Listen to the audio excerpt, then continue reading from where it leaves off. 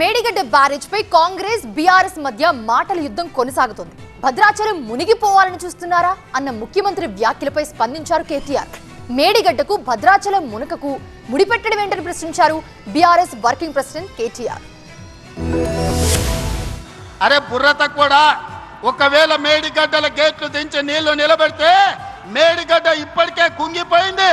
రేపు తెగిపోతే భద్రాచలం రాముడే ఉండరా 44 ఊర్లు ఖమ్మం జిల్లాలో కొట్టుకోపోతే దుర్మార్గుడా. నీళ్లు కోసం మేడిగడ్డ నింపాలి, భద్రాచలం కొట్టుకుపోయేటట్టు చెయ్యాలా అని అడిగితే నోట్లో మాట లేదు. ముఖ్యమంత్రి రేవంత్ రెడ్డి వ్యాఖ్యలపై స్పందించారు BRS working president KTR. Godavari నీళ్లు వృధాగా వదిలేసిన వారిని ఏమంటారని ప్రశ్నించారు. నేను రేవంత్ రెడ్డి గారికి అనేది సరే, మీరు నిన్న చాలా మాట్లాడినారు, నేను వాటి గురించి నేను ఎక్కువ మాట్లాడాలను, కానీ మీ తుగ్లక్ మాటల గురించి నేను కొన్ని ప్రశ్నలు మాత్రం అడగదలుచుకున్నాను.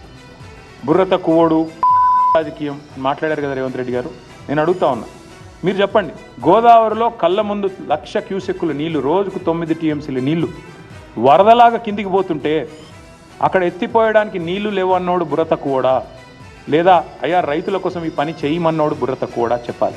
కన్నెపల్లి దగ్గర పాత ఫోటోల్ని చూపించి రాజకీయాలు చేస్తున్నది ముఖ్యమంత్రి అన్నారు కేటీఆర్.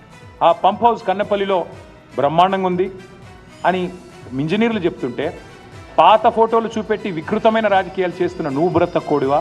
ఎదురుగా కనబడే నీళ్లు లిఫ్ట్ చేయకుండా రైతులను ఎండబెడుతున్నా మరి నేను ఏమనాలని చెప్పి నేను అడుగుతా ఉన్నాను. 28 లక్షల క్యూసెక్లు, 28.5 లక్షల క్యూసెక్లు అంటే రోజుకి 247 టీఎంసీల నీళ్లు ఒక ఉప్పెనలాగొచ్చినా దాన్ని తట్టుకొని నిలబడ్డ మేడిగడ్డ, చెక్కు చెదరని మేడిగడ్డ 1,00,000 క్యూసెక్కులకే కూలిపోద్దంటే నేను బుర్ర తక్కువడనాలా ఏమనాలని నేను అడుగుతా ఉన్నా.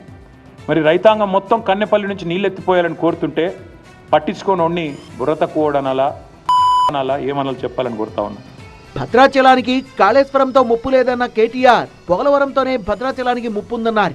పోలవరం ఎత్తు పెంచితే భద్రాచలం మునిగే ప్రమాదం ఉందన్నారు. ముఖ్యమంత్రి రైతుల గురించి ఆలోచించాలన్నారు.